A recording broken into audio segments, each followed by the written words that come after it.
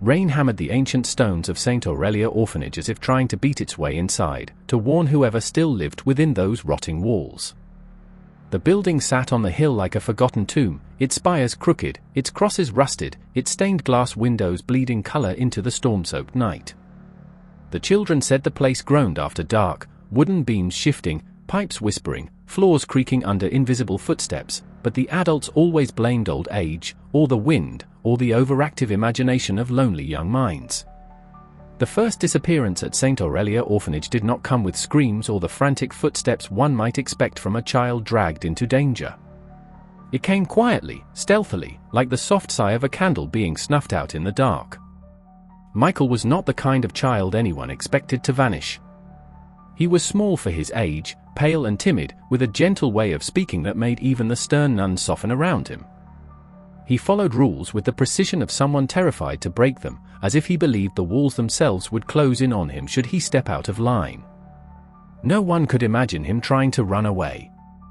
No one could imagine him walking into the storm that night. And yet, by dawn, he was gone. The night he disappeared, the sky had erupted with a storm so violent it seemed determined to tear the orphanage apart. Wind slammed against the shutters like fists, rain poured down in sheets, and thunder rolled over the hill in long, trembling rumbles that made the bed shake in the boys' dormitory. The power had flickered twice before finally surrendering completely, plunging the halls into a darkness so thick you could feel it pressing against your skin. The children whispered to each other from bed to bed, asking if anyone else heard the strange groaning noises coming from the chapel below, the ones that didn't match the rhythm of the storm. No one dared leave their mattress to investigate. Except Michael. His roommate, Thomas, would later insist that Michael hadn't simply woken up to use the bathroom or check the hallway. He didn't move like a child searching for the comfort of light or the safety of an adult. He moved like someone answering a call. Thomas woke to the sound of soft rustling, the kind of noise a person makes when pulling the blanket off themselves slowly, carefully. When he blinked into the darkness, he could just make out Michael sitting upright, staring toward the far end of the room where the door was barely visible. Lightning flared through the window then, painting Michael's face in a flash of white, and Thomas froze when he saw the expression carved onto it. Michael did not look afraid or confused or curious. He looked entranced. Thomas whispered his name, trying to pull him back, but Michael didn't respond. Instead, he slid out of bed with an eerie calm, his bare feet making no sound on the cold wooden floor. Thomas's voice rose again, a little louder this time, but Michael still didn't react. He simply opened the door and stepped into the hallway. It creaked with a long, low moan, but the storm drowned out the noise. That was the moment Thomas would always regret, the moment he hesitated. A part of him wanted to climb out of bed and follow, to grab Michael's arm and drag him back inside. But fear wrapped itself around his chest, squeezing tight. Something in the orphanage didn't feel right that night. Something in the air felt wrong. It felt heavy and deliberate, as if the building itself were holding its breath, waiting. Minutes passed, or maybe it was seconds, Thomas would never be able to tell. The storm roared louder, rattling the window panes, and the strange groaning from the chapel grew deeper. Thomas convinced himself that Michael had simply gone to fetch a nun. Maybe he was scared.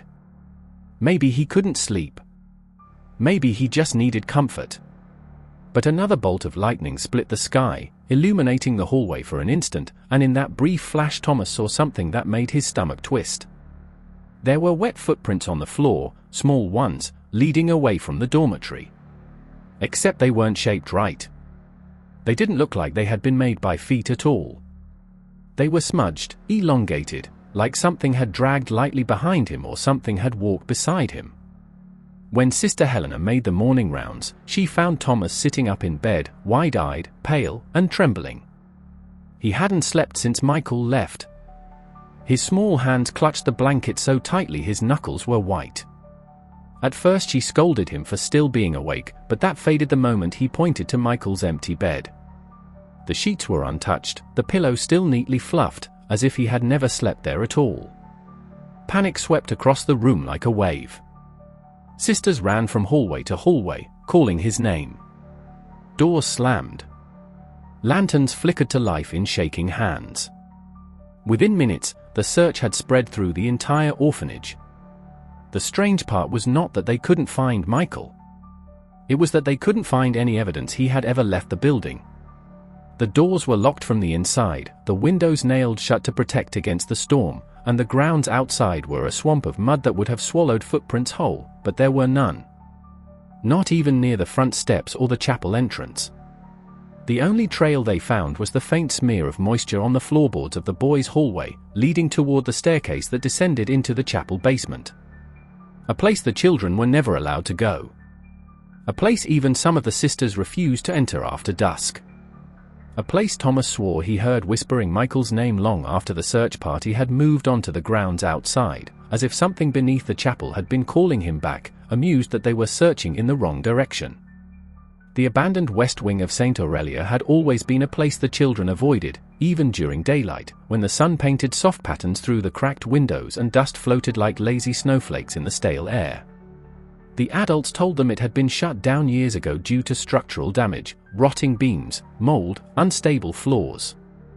But the children whispered a different reason. They said the west wing was haunted. Not by ghosts of the dead, but by something older, something that had been here long before Saint Aurelia was an orphanage at all. Something that didn't like being disturbed. Anna was one of the few who didn't fear the west wing. She was bold in the way quiet children often are, with a curiosity that pushed her to explore forbidden places and a stubborn streak that made her ignore the strange chills that always seemed to gather around the closed doors of that wing. She had heard the whispers like everyone else, the clicking sounds, the faint humming, the low scraping from behind the boarded-up hall, but she told herself they were pipes, rats, storms, anything but the dark stories the other children clung to. She didn't believe in curses or spirits or ancient things buried under stone floors. She believed in what she could see, what she could touch, what she could explain. That belief lasted until the night she heard the chanting. It started as a faint vibration, a low quivering in the air that made the hairs on her arms stand up. She sat up in bed, listening, wondering if it was thunder rolling across the sky again. But it wasn't thunder. The sound was too steady, too rhythmic, too human. It rose and fell like a prayer spoken by voices trying not to be heard. Anna held her breath and strained to listen. The chanting seemed to come from somewhere deep within the orphanage, muffled by stone and distance but unmistakably real. She slipped out of bed, careful not to wake the girl sleeping beside her, and tiptoed across the room. The hallways were darker than usual. Storm clouds must have smothered the moon outside, because even the faint glow that usually seeped through the high windows was gone. The chanting grew clearer as she approached the corridor that led toward the forbidden wing. Each step she took seemed to pull her deeper into a coldness that clung to her lungs and tightened around her chest. She tried to tell herself she should turn back, find a nun, report the strange noise, but the chanting had become hypnotic, strangely calming in a way she didn't understand. When she reached the door to the west wing, she expected it to be locked. It always was. But tonight, when she pressed her palm against the old wood, it moved, not fully open, just enough to creak forward and let out a breath of air so icy it felt like stepping into winter. The chanting grew louder instantly. She didn't recognize the language. The syllables twisted unnaturally, overlapping like several voices speaking at once, each one slightly out of sync with the others. It sounded like a prayer meant for no human ears. Anna stepped inside. The abandoned wing smelled like damp earth and forgotten memories. The faint moonlight leaking through the cracks illuminated broken furniture, peeling wallpaper, and long trails of dust that hadn't been disturbed in years. Yet the chanting didn't echo like it should have in an empty space. It sounded focused, directed, coming from one specific point ahead, behind the large, iron-bolted door at the end of the hallway. The one door in the entire orphanage that no one ever touched. Some said it led to an old storage room. Others said it led to something much older, something sealed away on purpose. Anna felt something drip onto her shoulder. She flinched and looked up, expecting to see a broken pipe or a leak in the ceiling. Instead, she saw nothing, just darkness stretching above her, thick enough to look like it was swallowing the ceiling beams. She wiped her shoulder and felt the trace of moisture, but when she held it up to the faint light, it wasn't water. It was too thick. Too dark.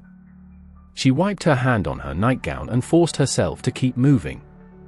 When she reached the bolted door, the chanting stopped abruptly, as if whoever, or whatever, had been speaking had realized she was there. The silence that followed was worse than the sound had been. It felt deliberate, expectant, like something had paused to listen to her breathing. Without understanding why, Anna pressed her ear to the door. At first she heard nothing. Then, so faint she thought she imagined it, she heard a slow, heavy breath on the other side. Not like the breath of a person. Deeper. Hollow. Wrong. She stumbled back, heart pounding. But before she could run, before she could even turn, the door rattled violently, the bolts groaning as if pulled from the inside. A sound like fingernails scraping on wood screeched through the hall. Anna slapped her hands over her ears, but the noise burrowed into her skull. She backed away, step by trembling step, and then the chanting returned, this time whispering directly behind her, though nothing was there. She ran. The next morning, her bed was empty. The sisters searched every hallway, every closet, every inch of the grounds, but Anna had vanished as completely as Michael had. The only thing they found was the old bolted door at the end of the west wing standing slightly open, bolts loosened as if someone had unlatched them from the wrong side. And when they looked closely, they saw thin, desperate scratch marks on the inside of the door, as though someone had tried to claw their way out instead of in. The discovery of Father Callahan's journal was not the result of an intentional search. It happened because the newest caretaker, Mr. Rowan, was simply trying to fix a leaking pipe in the priest's old quarters. Those rooms had been locked for years, ever since Father Callahan left Saint Aurelia under circumstances the sisters rarely discussed. They said he had taken ill. They said he needed rest. They said he retired to a monastery far from town, where the silence would help him recover from the strain of leading such a troubled parish. But none of them ever received a letter from him afterward, and none of them could say why the door to his room was kept bolted, as though something inside needed to stay sealed away. On that morning, the hallway outside the room smelled of old wood and dampness, and Mr. Rowan knelt beside the corroded pipe with his tool bag open, muttering under his breath as he worked. The leak had soaked through the floorboards, warping the wood and threatening to spread downward into the chapel below. To fix the damage properly, he needed to access the old room. When he asked Sister Helena for permission, she hesitated, ringing the rosary in her hands until the beads pressed red marks into her fingers. But the pipe was growing worse by the hour, and reluctantly, she fetched the key. Even before the door opened, Rowan felt a strange heaviness in the air, as though the room itself had been holding its breath behind the wood. When the lock clicked and the hinges groaned, a stale, cold gust of air pushed out like the exhale of something that had been waiting far too long. Dust motes drifted through the faint light from the hallway as he stepped inside. The room was untouched. A thin layer of dust coated everything, the bed frame, the bookshelf, the small desk pushed against the far wall. A cracked mug still sat near the window, its contents long evaporated. But the atmosphere did not feel abandoned. It felt paused, as if someone had left only minutes earlier, fully expecting to return. As Rowan traced the source of the water damage to a section of flooring near the bed, he noticed a loose board. It was slightly raised at one end, just enough for a faint line of moisture to glimmer along its edge. Thinking it might be part of the leak's origin, he pried it up. Instead of pipes or rot, he found a small metal box tucked neatly between the joists. It was old and tarnished, coated in dust so thick he had to wipe it off with his sleeve. A small engraved cross on the lid was almost invisible beneath the grime. It wasn't locked. When he lifted the lid, he found a leather-bound journal inside, the cover stiffened by time and darkened with age. Rowan wasn't the type to pry into personal items. He believed the room should be kept respectful. But the moment his fingers brushed the journal, an odd sensation crawled across the back of his neck. Something about the book felt important. Heavy. Necessary. Like it contained answers to questions no one had dared ask aloud. And against his better judgment, he opened it. The first pages were ordinary, filled with neat handwriting cataloging daily routines, confessions, schedules, observations about the children. Callahan's script was orderly, precise, and reserved. but the further Rowan read, the more the tone shifted. The entries grew shorter, the handwriting shakier, as though the priest had been writing in haste, glancing over his shoulder between sentences. The journal described sleepless nights, strange sounds drifting from the chapel long after evening prayers, and shadows that moved against the stained glass windows even when no one was inside. Father Callahan wrote about the West Wing, how the temperature there dropped sudden and unnatural, how the air felt charged with something old and watchful. He mentioned children complaining about whispering voices, about names being called in the dark by voices that didn't belong to anyone living. Then the entries grew darker still. Callahan wrote about a figure he called the White Saint, though he admitted the name was a poor translation of something far older. The figure appeared first as a trick of the light, a pale silhouette near the altar during late-night prayers. Then it grew more defined, tall, robed, its face obscured except for eyes that looked carved from bone. At first, he thought it was a hallucination born of exhaustion, but the children began describing it too. They said it watched them from the chapel balcony, its head tilted as if trying to remember something it had forgotten. They said it whispered to them during storms, promising comfort, promising warmth, promising that it could take their fears away if they only followed it. Father Callahan's entries became frantic after the first disappearance. He wrote of cold spots that followed him like a presence breathing against his collar. He described prayers that felt like they were being swallowed before they could leave his lips. He mentioned hearing footsteps behind him in empty hallways, always stopping the moment he turned around. He recorded dreams of a hollow voice reciting liturgies in a language he had never heard. He admitted he felt watched constantly, that something inside Saint Aurelia was waking, stirring after being dormant for decades. And he hinted at rituals performed long before the orphanage was built, rituals that had nothing to do with salvation. The final pages were barely legible, smeared in places where ink had run, as though tears or sweat, or something else, had fallen across them. Callahan wrote that he feared the figure had grown stronger since the children began disappearing.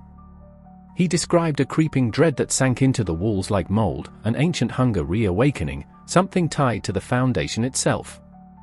His last entry was a single sentence, written in uneven strokes: "It feeds on innocence, and we built its home around it."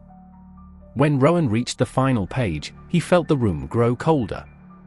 The silence around him thickened, pressing into his ears until he could hear nothing but the thudding of his own heartbeat. He closed the journal quickly, but the air didn't warm. The heaviness didn't lift. It felt as though something in the room had been listening the entire time, and now that he had read the secrets buried in those pages, it was finally looking back at him. The boy who came back was not the same one who had vanished.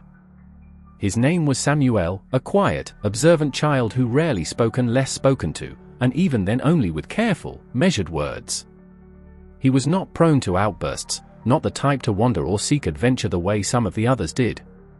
When he disappeared one cold evening just after sundown, the sisters assumed at first that he had followed another child outside or slipped away to avoid a scolding. But when the searchlight scanned the grounds and found nothing, no footprints, no sign of struggle, not even a trail in the damp grass, fear took hold. It was the same cold fear that had settled over Saint Aurelia after each disappearance, the kind that made the chapel candles flicker and the walls seem to breathe. For 2 days, the orphanage felt as though it had been wrapped in a heavy silence, the children too afraid to speak above whispers. The sisters prayed more fervently, their voices trembling with unspoken terror, as though they were pleading not just for Samuel's return but for the building itself to spare them another loss. On the morning of the 3rd day, a soft knock echoed at the back entrance of the orphanage just before dawn. Sister Agnes was the one who heard it, a gentle tap-tap-tap that sounded oddly rhythmical, almost polite. She assumed it was the milk delivery arriving early. But when she opened the door, the sight before her made her drop the lantern she carried. Samuel stood on the step, barefoot, soaking wet, mud caked around his ankles and smeared across his clothes. His skin was cold to the touch, as though he had been standing outside for hours, and his eyes, usually bright and full of quiet curiosity, were glassy and unfocused. He did not speak, did not move until Sister Agnes gently placed a hand on his shoulder and guided him inside. Even then, he walked stiffly, as though he were being directed by invisible strings. The moment the other children saw him, they recoiled. It wasn't out of fear of Samuel himself, but because something about him felt wrong. He didn't look injured or hurt.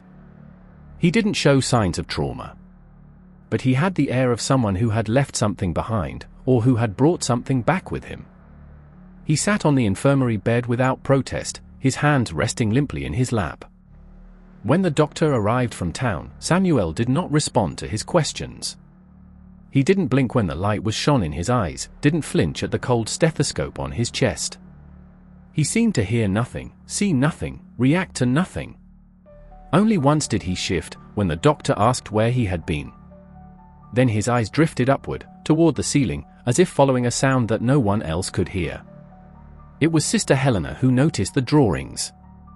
She came into the infirmary late that afternoon with warm broth, hoping Samuel might at least eat something, and found the boy hunched over a small scrap of paper. At first she thought he had finally regained some sense of normalcy. But when she approached, she saw what he had drawn, over and over again, with frantic, tight strokes. It was the chapel. Not the whole structure, only the front interior, the altar, the pews, the stained glass window that towered above, depicting the orphanage's patron saint. Except in Samuel's drawing, the saint was not standing serenely with hands folded. The stained glass had been cracked open from the inside, like something trapped behind it had forced its way forward. Lines radiated from the break-like veins. And at the center of the opening was a dark shape, vaguely human, with a hollow space where the face should have been. Helena gently took the drawing from him, but Samuel didn't react. Instead, he reached for another scrap and began again, hands trembling, eyes fixed on something she couldn't see. By evening, he had filled a dozen pages. Every single one showed the same image, some with more detail, some crudely sketched, but always the same message: something was inside the chapel window. Something was breaking through. When the sisters asked him why he drew it, Samuel only tilted his head as though listening. His lips parted slightly, but no words came out. It was as if he were waiting for permission to speak, or waiting for someone else to speak through him. Later that night, one of the younger boys insisted he saw Samuel standing in the chapel doorway long after everyone had been put to bed, staring up at the stained glass with his hands slightly raised. But when the sisters checked his room, he was lying in bed, still, silent, and cold, as though he had been there the entire time. By the next dawn, his condition worsened. He began to flinch at sunlight, pulling the blankets over his head as though the brightness burned him. He refused food. He refused touch. He shivered constantly despite heavy blankets. What unsettled the sisters most was not his behavior, but his eyes. Whenever he lifted them, they did not focus on people or objects. They drifted toward empty corners, shadowed cracks in the walls, or the ceiling beams overhead. As if he were tracking something moving just beyond the reach of human sight. On the second night after his return, Samuel finally made a sound. Not a scream, not a word, but a single sharp gasp, like someone being pulled upward by the throat. The sisters rushed to him, but he merely pointed toward the window, his thin arm shaking violently. He didn't blink as he lowered his finger to the page of his latest drawing.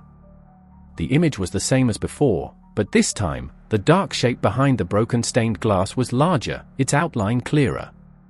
It was stepping forward. And when the sisters leaned closer to look, Samuel whispered the only word he would utter for the next month, a word chilled and hollow like wind passing through bone: closer.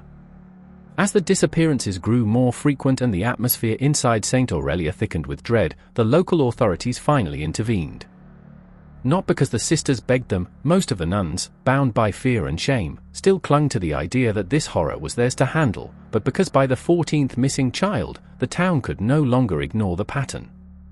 Parents who had once dismissed the orphanage as merely old and isolated now looked up at its looming silhouette with suspicion. Rumors crept through taverns and shops, whispered by those unwilling to say them aloud in daylight. Something was happening on that hill. Something wrong. Something ancient. And so the town's sheriff, Elias Carver, was appointed to lead the investigation, accompanied by a small team of officers and a forensic specialist from the state.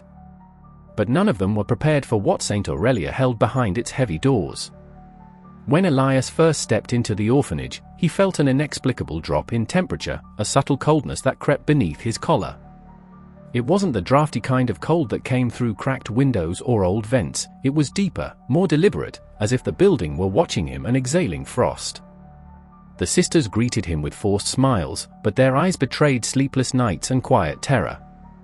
They spoke politely, their voices quivering as though afraid the walls might listen. Elias noticed how they avoided certain hallways, how they clutched their rosaries when he mentioned the West Wing, how they hesitated whenever he brought up the chapel. It was as if the entire orphanage had become a maze of unsaid truths, and the sisters were terrified of walking down the wrong path. The investigation began with the basics: interviews, room inspections, ground searches. Everything pointed to dead ends. No footprints, no forced entry, no signs of struggle. It was as though the children had been erased, removed cleanly from the world without leaving a trace. Elias questioned the remaining kids, but each one grew pale when he mentioned the disappearances. Some cried silently. Some shook their heads violently. Some refused to speak at all. Yet one detail remained consistent across their statements: they all reported strange noises at night. Whispers. Footsteps. A heavy breathing beneath the floor. And the chanting. Elias didn't put much stock in chanting at first. Children had wild imaginations, especially in places as eerie as Saint Aurelia. But when one of the officers reported hearing low murmurs near the chapel on the second night of the investigation, murmurs that stopped the moment he approached, Elias began to consider the possibility that something more than superstition was at play. The forensic specialist, Dr. Mara Hensley, was the first to suggest opening the sealed floor beneath the chapel. She had found faint sound inconsistencies during her ground penetration checks, anomalies that indicated hollow spaces below the foundation, spaces not marked on any blueprint provided by the orphanage. When Elias confronted Sister Helena about it, she grew stiff, her eyes glossing over as though she had been thrown into a memory she wanted desperately to forget. She insisted the basement was only used for storage and that no hidden rooms existed. But her voice cracked on the word hidden, and Elias knew she was lying. After hours of tense negotiation, the sisters finally surrendered the old keys. They trembled as they handed them over, as though relinquishing them was akin to breaking an ancient pact. The chapel basement door groaned when Elias forced it open, releasing a cloud of stale, frigid air. The smell was metallic and earthy, like soil disturbed after years of being left untouched. The group descended slowly, flashlights cutting through the oppressive darkness. The basement was vast but empty, at least at first glance. Dust covered every surface. Old crates and broken pews lay scattered like forgotten relics. But the most unsettling feature was the silence.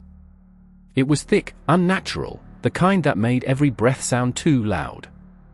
As the group spread out, Elias noticed faint scratches along one of the stone walls, claw-like marks that did not belong to animals or tools. The deeper his flashlight probed, the more scratches he found, each one more desperate than the last. Dr. Hensley found the first symbol etched into the stone near the altar's supporting pillar. A circular shape with intersecting lines, almost like a distorted halo. Then another symbol. And another. They formed a pattern, spiraling inward toward the floor. She knelt to inspect them, tracing one with a gloved hand. When she pressed the metal tool against the center symbol, a low rumble vibrated through the ground. Dust sifted from the ceiling. The floor beneath the spiral shifted. Elias ordered everyone back, but the command came too late. With a grinding roar, the stone slab in the center of the room slid aside, revealing a narrow staircase descending into darkness. A cold gust wafted upward, carrying a faint scent of incense and something older, something like damp earth mixed with decay. The chanting began again, so soft that Elias first mistook it for his own heartbeat echoing in his ears. But the sound grew clearer the longer he listened, rising from the darkness below. It was the same rhythmic whisper described by the children, the same unnatural cadence that had echoed inside Samuel's hollow eyes. Against his better instincts, Elias led the descent. The stairs seemed to stretch endlessly, carved from uneven stone that felt colder than ice. At the bottom lay a chamber illuminated by faint candle stubs, long melted but inexplicably still burning. The walls were covered in more symbols, some worn, some freshly carved as though by trembling hands. At the center stood a stone altar, cracked yet imposing, and on the altar lay remnants of something Elias wished he could unsee. Small personal items. Trinkets. A shoe. A wooden toy. A hair ribbon. Objects belonging to the missing children, arranged with ceremonial precision. As Elias moved closer, one of the candles flickered violently. A gust of cold swept through the chamber. The chanting stopped. And then a voice, soft, childlike, impossibly close, whispered from the darkness behind the altar, speaking with the trembling sweetness of a young boy who had been gone far too long. "Are you here to take our place?"